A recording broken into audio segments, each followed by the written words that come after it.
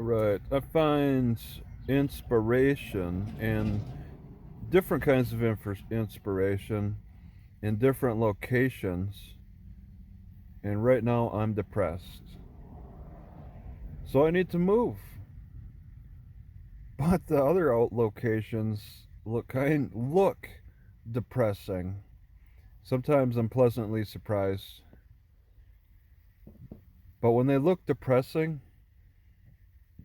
I want to spend more time considering my options before going to the depressing looking areas, which is small towns with not much to look at, just a lot of houses. It's like a commute village, or supports farming in some way or something. But when they don't look so appetizing, I'm not in a rush to get there. I'm kind of slow doing my research on options. I mean, I can drive past, which I'm definitely considering. I want to stop at a couple of places just to look at and move. That's kind of a lot of traveling.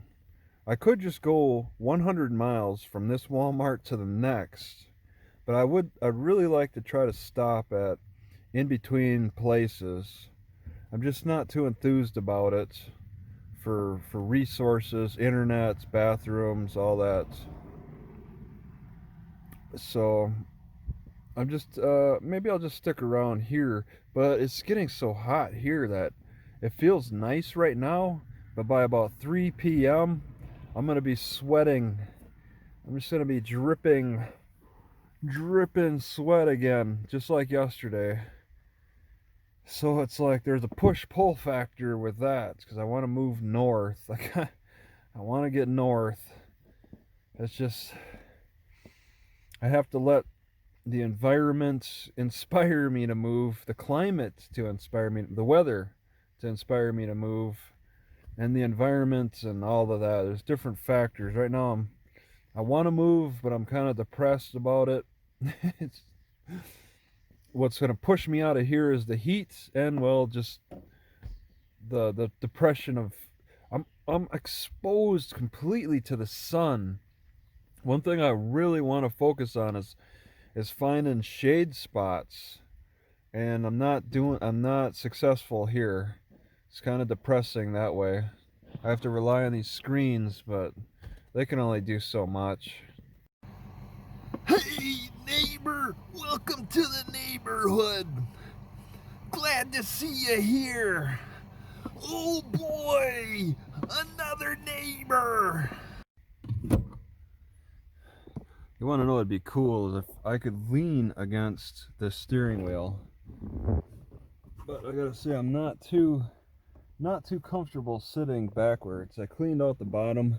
This is like the base, I guess. I toss in this hole. I gotta build this up to make a backrest for when I drive. But I'm turning around now just to try to get a little change up, because I gotta get comfortable in this car for the sun all day. Not happy about that. But maybe I could try to get comfortable. If I could just lean against this without honking the horn. But yeah, it's not too possible. You know, I just started wondering, what would it be like to watch somebody do a reaction video to one of my videos? Maybe a police video or something. I would welcome it. Man, I need a haircut. Look at that. It's all the way past my eyes. But it'd be kind of funny. I always wonder, like, what? No, I don't always wonder. I just recently wondered, like, in the past 5 minutes, what would their faces be like when they watch? You know, what are the people's reactions in certain scenes for whatever video I'm running? I'd prefer to know more about my travel channel, because I know that there seems to be more positive reactions to the cop stuff. But what about the travel videos? What needs to be cut? What needs to be enhanced in some way? It's like, where is that point where the person's like, oh, I've had enough, click. Ugh. I've had enough of this. Because I did not plan ahead, I can't bicycle to the store because I lost a key. I lost all 3 bicycle lock keys, but found 2 that I've rested on the dashboard, not where they're supposed to be. And then the main key I would bring with me for the lock that would stay on the bicycle is missing, and I can't think of where it is in that car. Yeah, this field is covered in these types of plants. But what are they? Okay. It gets very milky. What kind of plant is that?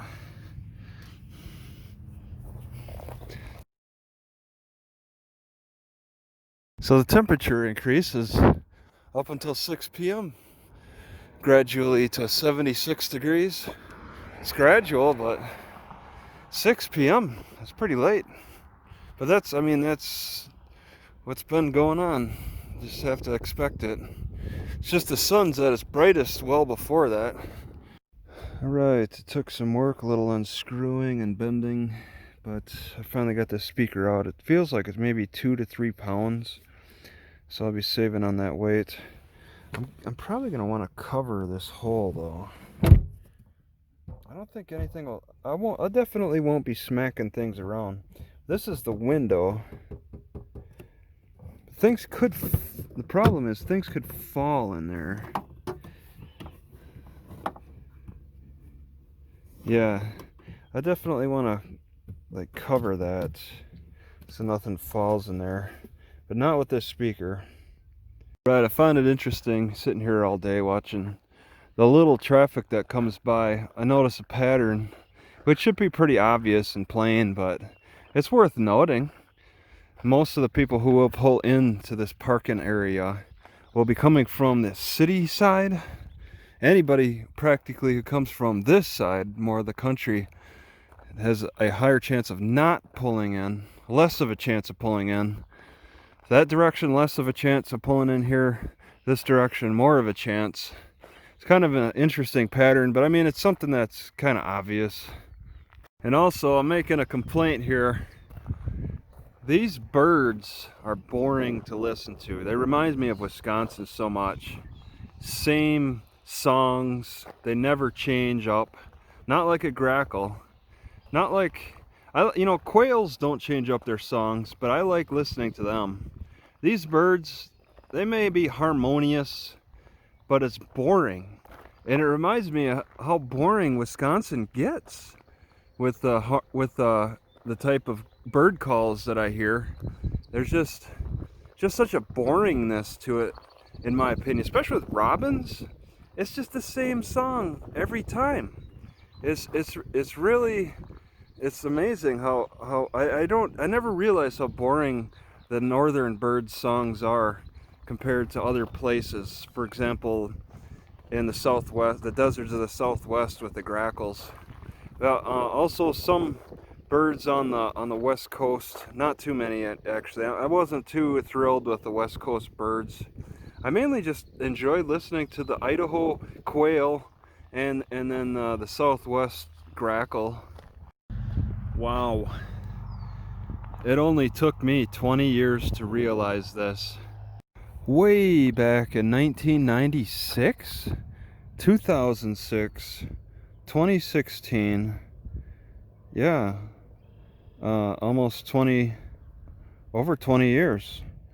When I was in the military, I got in trouble yelling at an old lady in the Air Force when she was coming through the military checkpoint to get onto the base. Some old retiree, some wife of a general. It was a higher up, and I told her not to go to the party or whatever with that attitude. And it's like, I'm just now realizing that the sergeant that brought 3 of us airmen into his office to ask who did this, I raised my hand. I said, yeah, it was me. That sounds like what I did. That sounds like my situation. He was the same guy who heard me make an outburst while we were doing this marathon running from North Louisiana to South Louisiana. I got a week off maybe 4 days, 3 or 4 days off from work. Actually, is my day. I think it was my days off pretty much. We volunteered to run. It's like a police marathon type of thing. We just ran. I ran like a mile and then got on the van, and the next group went out and ran, and he was a part of that. He was the leader.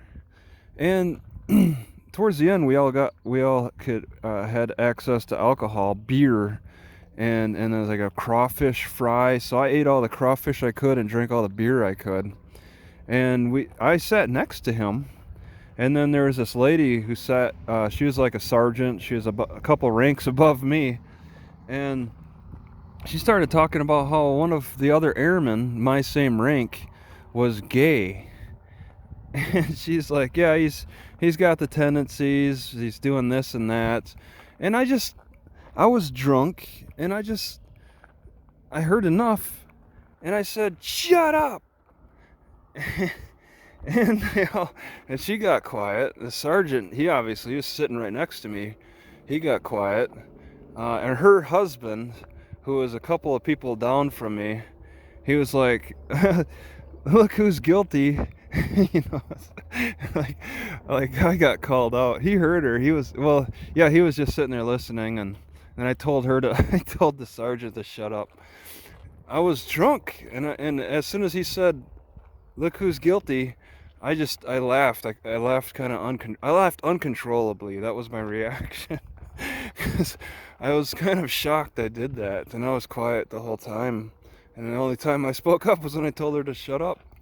But that sergeant heard that, who called us all into the room to ask who did this.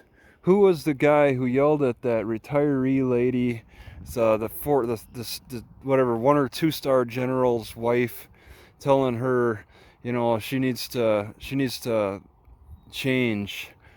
And I was not in I was not in a good position to be doing that. And he was the same guy who heard that. I wonder how much he took that into factor. I'm sure he remembered me yelling at a sergeant, telling her to shut up. And then I tell this retiree, this general retiree's wife to not go to the party with that attitude. Not good. Luckily, I didn't lose a stripe. I didn't get kicked out. The higher leadership, like as a colonel above me, he talked to me a little bit, and then he turns around and retires. But I wonder, like, did he get advice from this sergeant? Well, I wonder if he used the volunteering event where we ran that marathon.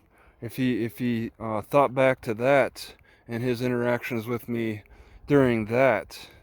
I borrowed some chafing powder from him. He was chafing his inner legs, and I'm like, can I borrow some? Because my legs rubbed a lot too. I don't know how much of an influence that would have had. I just think about it now, and I would think, at my age now, and he's like probably my age. He's probably in his 40s. It's like, well, I would have thought about that previous situation. I would have been like, this guy might have a problem with making outbursts.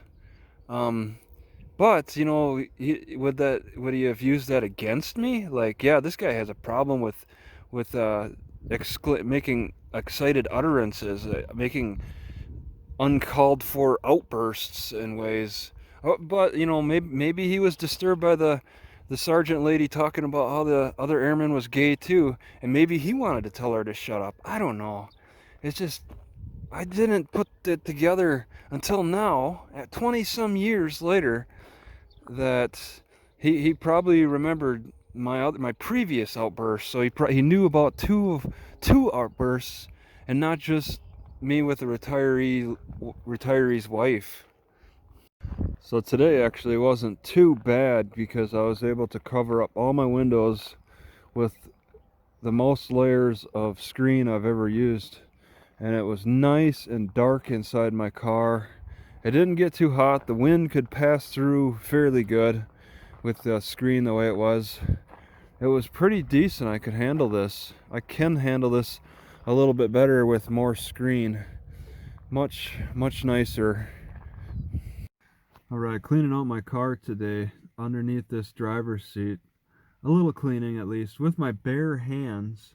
All I could do was wipe with my bare hands on the carpet. I came across some goathead and I stuck my middle finger twice, about an hour apart from each other. It kind of hurts. I hope it's not too infected. It got in deep twice to bleeding. I was bleeding. I tried to bleed it out good on the first time. The second time, it almost seems like it got the same spots. It bled a little bit, but not as much as the first time. So I hope I didn't get injected with some infection from underneath my seat by way of the goathead.